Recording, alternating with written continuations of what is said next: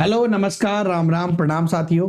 NEET 2025 level 1 का जो paper आपका कंप्लीट हो चुका है 27 फरवरी को, और बहुत ही शानदार पेपर आया है। और लगभग हमने जो भी पढ़ा है कंप्लीट पेपर लगभग उसी में से आया है। चलिए बात करते हैं साथियों अपन यहाँ पे आंसर की के लिए। आंसर की के बारे में हम देखेंगे सभी क्वेश्चनों का आंसर। चलिए तो बिना देर करे शुरू करते हैं सबसे सही और सबसे सटीक आंसर की। चलिए सबसे पहले नंबर पे अपन लेते हैं यहाँ पे 10% दर से कितने समय में मूलधन 3 गुना हो जाएगा। देखिए कितना आसान सा प्रश्न था। मूलधन मान लो P है और ये कितना हो जाना चाहिए, 3P हो जाना चाहिए। यानी कि कितना ब्याज मिला, तो ऐसा ही मिला हमें 2P। तो फॉर्मूला क्या कहता है हमारा कि ब्याज का फॉर्मूला क्या होता है, मूलधन इंटू दर इंटू समय बटा 100 बराबर है 2P। तो P से तो P कट गया, ठीक है। और R का मान कितना है 10%, तो R का मान यहां रख देंगे पर 10%। अगली स्टेप में रख देता हूं मैं 10/100 T बराबर 2। 1 0 से 1 0 कटा, 10 उधर चला जाएगा तो T बराबर आ गया 20 वर्ष। तो हमारे इसका आंसर क्या आया 20 वर्ष। तो इस प्रश्न में अगर आपका 20 वर्ष आंसर आया है इसका मतलब आपका बिल्कुल सही है। चलिए अगले प्रश्न की ओर बढ़ते हैं। एक कोण अपने पूरक कोण से 2 गुना। देखिए एक कोण मान लो x है, ये क्या कह रहा है, अब इसका जो भी पूरक कोण है, मान लो कि ये कोण x है, ठीक है ना। अब समझो यहाँ पे ये कह रहा है कि एक कोण अपने पूरक कोण मैंने मान लिया x से 2 गुना है। यानी अगर ये y है, ये कितना है 2 गुना, यानी कि 2x है। समझ रहे मेरे बात को। एक कोण यानी ये कोण अपने पूरक कोण यानी x का 2 गुना है तो 2x हो गया। अच्छा हमें पता है कि पूरक कोणों का योग कितना होता है 90 होता है, यानी कि 3x बराबर 90 हो गया। तो x का मान आ गया 30। x का मतलब कौन सा होगा, ये कोण। इसने क्या पूछा है, एक कोण, और लास्ट में पूछ रहा है कि ये कोण कौन सा होगा। तो एक कोण यानी किसके बारे में बात हुई है, 2x के बारे में। तो हमें पूछा है 2x यानी कि 2 गुणा 30। इसका मतलब कितना आंसर आ गया 60 डिग्री। कुछ विद्यार्थियों ने इसमें 30 कर दिया कंफ्यूजन की वजह से, बाकी 60 डिग्री आंसर है, ठीक है ना। और ज्यादातर विद्यार्थियों ने अपने सही किया है। बहुत ही शानदार पेपर है। 4 दर्जन पेन का मूल्य 120 रुपए है, तो 35 रुपए में देखिए 120 रुपए में कितने पेन आ रहे हैं, 4 दर्जन, यानी कि 4 गुणा 12 पेन आ रहे हैं। तो 1 रुपए में कितना पेन आएगा, 4 गुणा 12 बटा 120 हो गया। तो 35 रुपए में कितना पेन आएगा। अरे भैया कितनी बार ये प्रश्न बहुत बार कराया अपन ने, बहुत बार, ठीक है ना।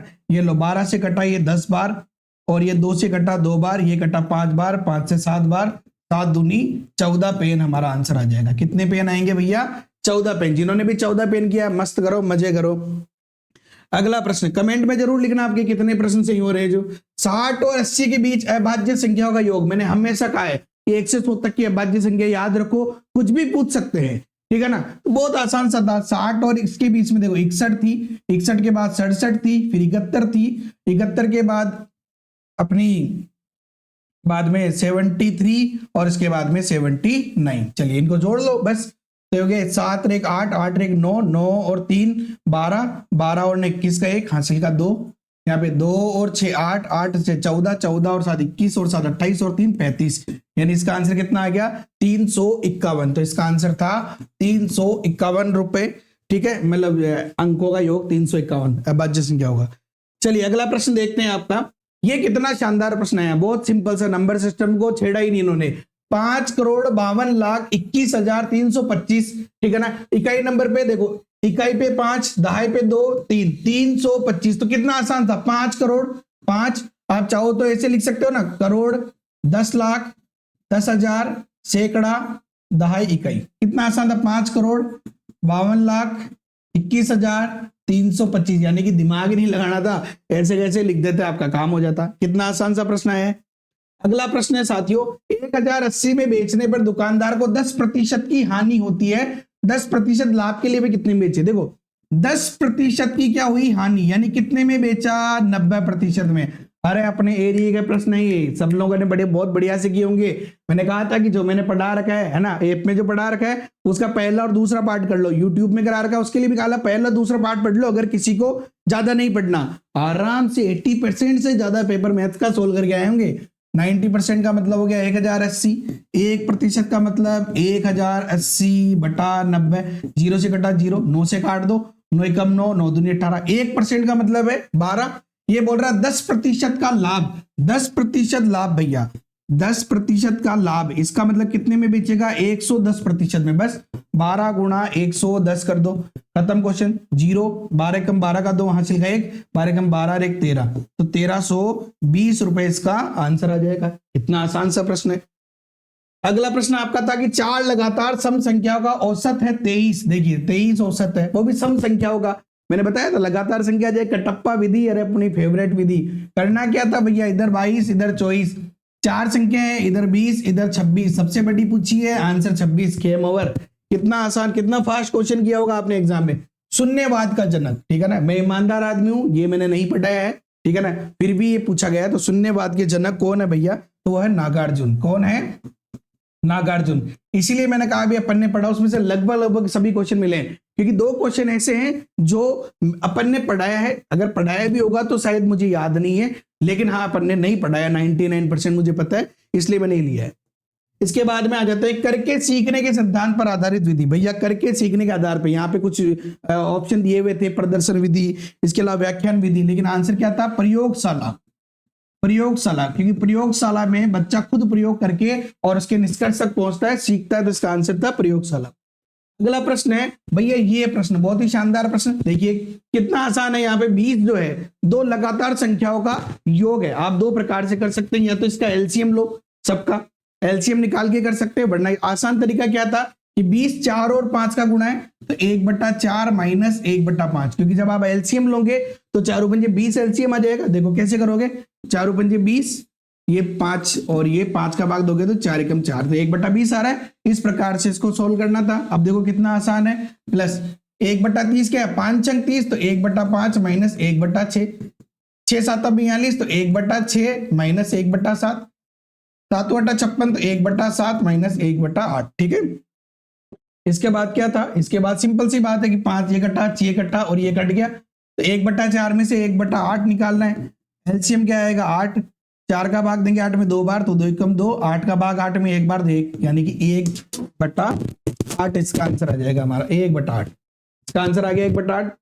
आसान सा प्रश्न है। चलिए, किसी आयताकार मैदान की लंबाई चौड़ाई से 10 मीटर ज्यादा है, यानी कि लंबाई क्या है? चौड़ाई से 10 मीटर ज्यादा है। मैं हर बार ऐसे ही कराता हूं प्रश्न की, प्रश्न को पढ़ो, लिखते जाओ, काम खत्म। जिंदगी में सिर्फ एक बार मैथ्स पढ़नी, बार बार पढ़ने की जरूरत नहीं है। 1 मीटर तार लगाने का खर्चा कितना है? 15.5 रुपए। कुल खर्च कितना है तार लगाने का? देखो 1550 रुपए कुल खर्च है, और 1 मीटर का है 15.5, इसका मतलब कितना तार लगा? पॉइंट हटा 0, 155 से 155 कटा एक बार, यानी कि 100 मीटर तार लगा। अब तार कहां लग रहा है? चारों तरफ बाउंड्री पे, यानी कि क्या हुआ? परिमाप। तो आयत का परिमाप 2 इंटू लंबाई प्लस चौड़ाई बराबर कितना हो गया? 100 मीटर, ठीक है। तो लंबाई का मतलब तो हो गया चौड़ाई प्लस 10 और प्लस चौड़ाई बराबर 50 रह जाएगा, 2 का भाग चला जाएगा 100 में, ठीक है, 50 रह गया, तो 10 उधर चला जाएगा, तो 2b बराबर 50 माइनस 10, यानी कि b बराबर 40/2, यानी कि 20 मीटर। अब देखो 20 मीटर तो क्या है? चौड़ाई है, हमें क्या चाहिए? लंबाई। तो लंबाई कितनी है? चौड़ाई से 10 ज्यादा, तो 20 प्लस 10 यानी कि 30 मीटर हमारा आंसर आ जाएगा, ठीक है ना। अब आपको चौड़ाई पूछे तो 20, लंबाई पूछे तो 30, क्वेश्चन खत्म। अगला प्रश्न है, किसी वर्ग की भुजा को अगर 1/3 कर दिया जाए तो क्षेत्रफल। देखिए अगर वर्ग की भुजा a है तो क्षेत्रफल कितना होगा? भुजा स्क्वायर यानी a स्क्वायर। भुजा को 1/3 कर दिया जाए, यानी भुजा कितनी हो जाएगी? 1/3, तो क्षेत्रफल कितना हो जाएगा? भुजा स्क्वायर, यानी a/3 गुणा a/3, यानी कि a स्क्वायर बटा 9, यानी कि क्षेत्रफल कितना हो जाएगा? 1/9 गुना हो जाएगा। आंसर आ गया आपका, क्वेश्चन सॉल्व।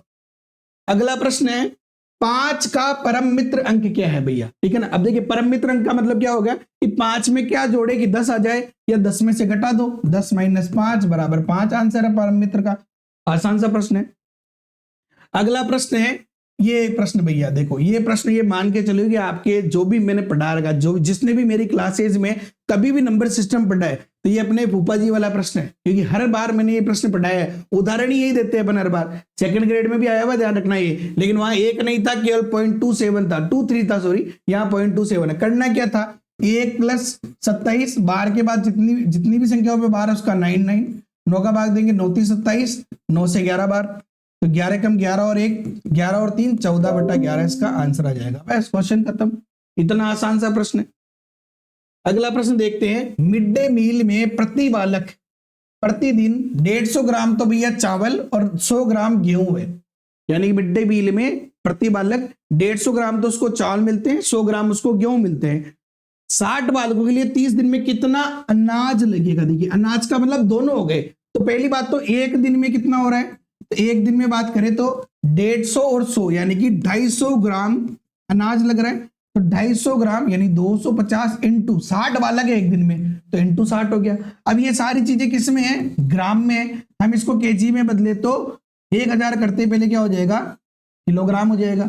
जीरो से जीरो हो गया, ये हो गया 25 छक्की 150 बट्टा 10 यानी कि 15 केजी। तो एक दिन में 15 केजी अनाज चाहिए अपने को। 30 दिन के लिए कितने चाहिए? तो 30 दिन के लिए 15 इंटू 30 कितना हो गया? 450 केजी। आंसर आ गया। कितना आंसर? सिंपल सा क्वेश्चन आया था। अगला प्रश्न है लीलावती ग्रंथ के लेखक। देखिए है ना, लीलावती ग्रंथ के लेखक, ये भी मैंने नहीं पढ़ा है, ठीक है ना, ये भी मैंने नहीं पढ़ा है। और देखिए बहुत सारे लोग कहेंगे कि मैंने 100 के 100 क्वेश्चन 150 के 150 कराए सारे आ गए, ऐसा नहीं होता है। ये मैंने नहीं पढ़ा है, मैं खुद मान रहा हूं। और इसके जो अब है वो है भास्कराचार्य। कौन है?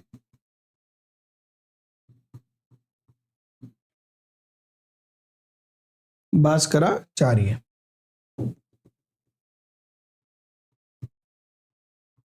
लीलावती ग्रंथ के लेखक कौन है भैया? तो है भास्कराचार्य जी, ठीक है ना। अगला प्रश्न है प्रथम 5 प्राकृत संख्याओं के घनों का योग, ठीक है ना। देखिए घनों का औसत निकालना, योग क्या होता है? n प्लस 1/2 का होल स्क्वायर, यही होता है। तो 5 का मान रख दो, तो 5 इंटू 6 बटा 2 का वर्णा करना पड़ेगा अपने को वर्ग, ठीक है। और औसत निकालने के लिए क्या करना पड़ेगा? 5 का भाग लगाना पड़ेगा। तो हम इसको ऐसे लिख सकते हैं ना, देखो सिंपल, तो आप ऐसे कर लो 5 गुणा 6 गुणा 5 गुणा 6 बटा 2 गुणा 2, वर्ग का मतलब आपने 2 बार लिख लिया। अब भाग लगाना है किसका? संख्या होगा, यानी 5 का भाग लगाना है। क्वेश्चन खत्म। 5 से कटा 5, 2 से कट रहा है 3 बार, 2 से कट रहा है 3 बार, कितना आ गया? 5 3 15 30 45 आंसर आ गया। या फिर चाहो तो पहले योग निकाल लो, फिर बाद में 5 का भाग दे लो, या आप चाहते तो ऐसे भी कर सकते थे कि 1 का वर्ग 1, 2 का 8, 3 का 27, 4 का 64, 5 का 125 जोड़ते और उसके बाद 5 का भाग दे देते। कैसे भी करो, आसान सा ही प्रश्न है। अगला प्रश्न आया था कि सबसे बड़ी भिन्न, इसके ऑप्शंस नहीं पता, लेकिन सबसे बड़ी भिन्न में जहां ये क्वेश्चन था उसका आंसर पता है अपने को कि 19/21 आएगा, ठीक है ना। जिन्होंने भी 19/21 किया उसका सही है। एक वस्तु 1260 में खरीद कर 1197 में बेच दिया तो हानि कितनी हुई? देखिए पहली बात समझो, 1260 में खरीदी और 1197 में बेच दी, यानी कितनी की? 63 रुपए की हानि हो गई। तो हानि प्रतिशत कैसे निकाले अपन? तो हानि प्रतिशत बराबर हानि बटा क्रय मूल्य इंटू, तो 1 0 से 1 0 गया, 63 दूनी 2 से कटाई 5 बार, तो 5% की हानि हो गई। बहुत सारे लोगों को यहाँ पे गलत हो जाता है कि अगर उन्होंने केवल हानि लिख दिया, वो हानि प्रतिशत पूछा जाता है। अगला है गणित वह मार्ग है जिसके द्वारा बच्चों के मन या मस्तिष्क में तर्क करने की आदत स्थापित होती है। देखिए मैंने परिभाषा जब भी पढ़ाई हर बार बताया, गणित वह मार्ग, मार्ग की रास्ता, रास्ते की हमें क्या चाहिए? चाबी। और चाबी किसके लिए चाहिए? लॉक के लिए। तो इसका आंसर क्या है? लॉक। इसका आंसर क्या है? लॉक। जितनी भी परिभाषाएं मैंने पढ़ाई है इतनी अच्छे से पढ़ाई है कि एक बार जिंदगी में पढ़ ली तो वापस कभी नहीं भूलोगे। 16 और 36 का एलसीएम व एचसीएफ। देखिए एलसीएम कैसे निकालते हैं आपको सबको ही पता है। 16 और 36 को आराम से ऐसे करो कि जो सबसे पहले दोनों में किसका भाग जा रहा है? 4 का, तो 4 चौक 16, 4 नाम 36, फिर 4 का भाग जा रहा है, एक बार 9 का भाग जा रहा है, ये 1, ये हो गया 9 चौके 36 चौक 144। तो 144 तो हो गया अपना एलसीएम। वरना आप ऐसे भी कर सकते हैं कि 36 का पहाड़ा तब तक बोलो जब तक कि 6 का भाग नहीं जाता। तो 36 दूनी 72 में नहीं जाता, तो दूनी में नहीं जा रहा 72 में, और 36 चौक 144 में चला जाएगा, ठीक है। एचसीएफ देखो 16 का भाग 36 में जाता नहीं है, तो 16 के बाद क्या बचा अपना पास में? तो 16 और 36 वैसे ऐसे निकाल सकते हो आप, जैसे यहाँ पे था ना कि किसका भाग दोनों में जा रहा है, तो 16 और 36 दोनों में जा रहा है, इसके बाद जा ही नहीं रहा, तो 4 एचसीएफ आ जाएगा। दोनों का अनुपात 4 एकम 4 और ये 36 बार घट रहा है, तो 36:1 इसका आंसर आ जाएगा।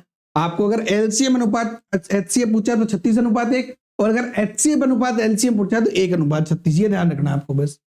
12 पेंसिल का मूल्य 362 है, 362 रुपए और 76 पैसे, यानी इसको आप ऐसे लिख सकते हो 362.76। एक पेंसिल का पूछा है तो बस 12 का भाग लगाना है, करने के है। तो 12 का भाग लगाओगे तो कितना आ जाएगा आपके पास में? तो इसका आंसर आ जाएगा 30.23 रुपीज, ठीक है ना, 30.23 रुपए इसका आपका आंसर आ जाएगा। अगला प्रश्न था, एक क्वेश्चन ऐसा था कि 3/10 भाग कीचड़ में, 2/5 भाग पानी में, तो ऊपर जो शेष भाग है कितना बचेगा, ठीक है ना। लगभग ऐसा ही प्रश्न था। तो अपन यहाँ पे बात करें, इसको मैं दो प्रकार से करा रहा हूँ क्योंकि थोड़ा कंफ्यूजन था यहाँ पे। पहली बात तो देखो, पानी के अंदर और कीचड़ के अंदर कितना है, 3/10 प्लस 2/5, तो लघुत्तम हो गया हमारा 10, तो ये 3, 5 का भाग देंगे 10 में 2 बार, 2 दूनी 4, यानी कि 7/10 भाग ऐसा है जो कीचड़ में है।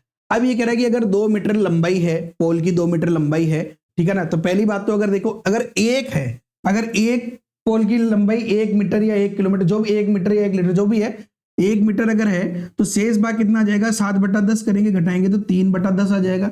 और अगर 2 है तो 2 से कर देंगे अपन, 2 माइनस 7/10, तो 20 माइनस 7 यानी कि 13/10 उसका आंसर आ जाएगा, ठीक है ना, जो भी क्वेश्चन पूछा गया हो उसके आधार पे, ठीक है।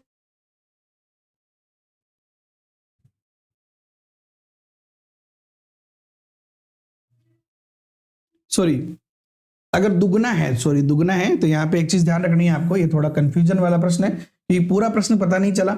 अगर दुगना है तो इसको आप दुगना कर दोगे तो 14/10 हो जाएगा ये, ठीक है ना। अगर वो दुगना बोल रहा है तो आपको क्या करना है, सिंपल सी बात है, यहाँ पे बहुत आसान से तरीके से करा देता हूं मैं।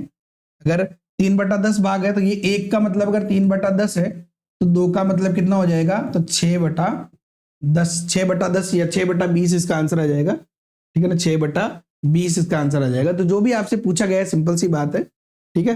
अब वो प्रश्न थोड़ा कंफ्यूजन वाला है, इसलिए मैं इसको आप कमेंट करके बताना क्या है प्रश्न। जो 5x 3x माइनस 2 और x प्लस 2, ये कह रहा है कि दिया हुआ अपने को पता है रेखिक युग्म में इसका योग कितना होता है 180, 2 से तो 2 कट गया, 5 और 3 8 और 1 9, तो 9x बराबर हो गया 180, तो x का मान 9 का भाग दे देंगे तो 20 आ गया, हमसे आंसर आ गया बस, ठीक है ना।